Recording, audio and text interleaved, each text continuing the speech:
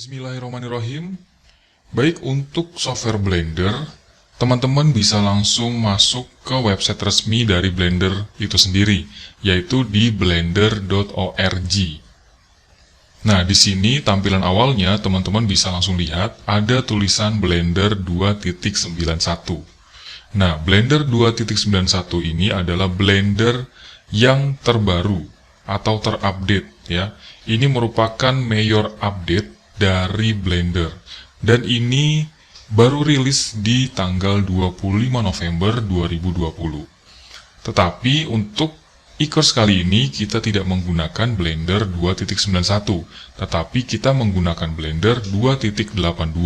Baik, saya akan menjelaskan sekilas tentang software Blender. Saya bisa katakan software Blender ini merupakan software yang sangat powerful.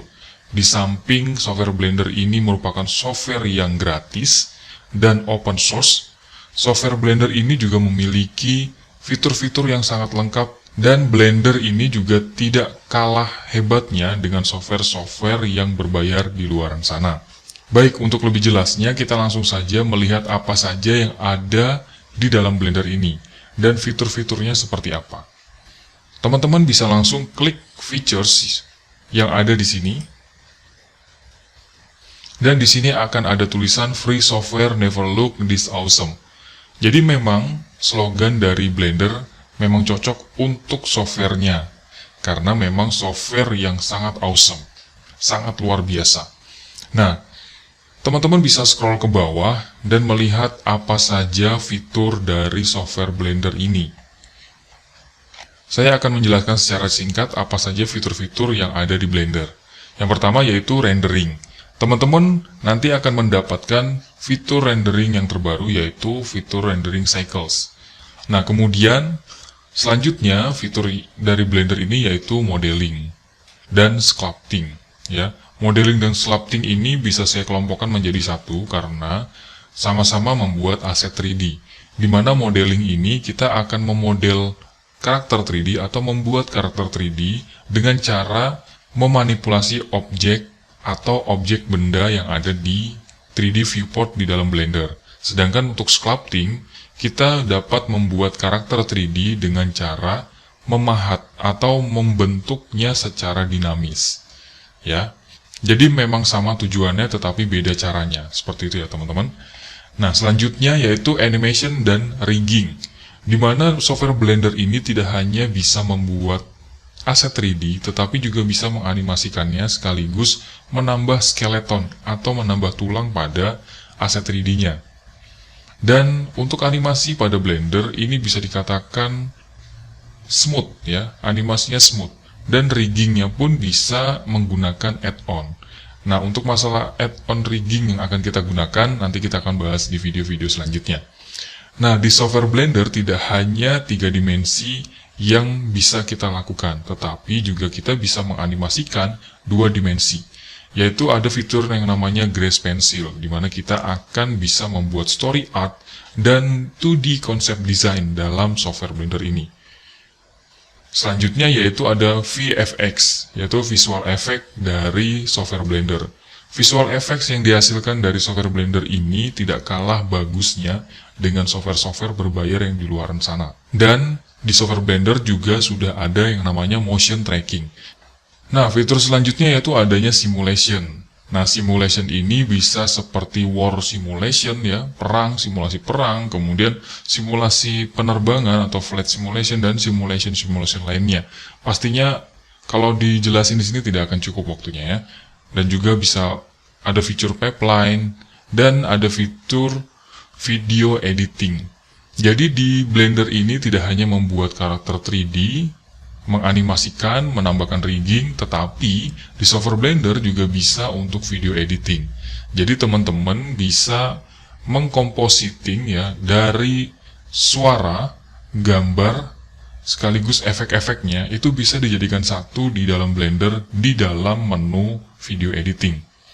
Nah, selanjutnya yaitu scripting dan interface. Scripting dan interface ini saya gabungkan menjadi satu karena dua-duanya bisa di-customize. Scripting ini yaitu menggunakan Python API Dan interface ini tampilannya bisa kita customize langsung di dalam Blender. Ini sangat luar biasa untuk ukuran software gratis. Nah, selanjutnya kita akan membicarakan minimum requirement dari software Blender ini. Teman-teman bisa langsung saja ke tab download. Setelah itu, teman-teman bisa menuju ke tab requirements yang ada di sini. Di sini teman-teman bisa langsung lihat bahwa Blender itu bisa tidak diinstal dan tidak menggunakan connection require, ya. Jadi maksudnya di sini tidak diinstal karena software Blender memiliki file portable-nya. Jadi teman-teman nanti bisa mendownloadnya dalam bentuk installer atau portable, ya. Nah, kemudian untuk mengoperasikan Blender ini, teman-teman tidak memerlukan koneksi internet.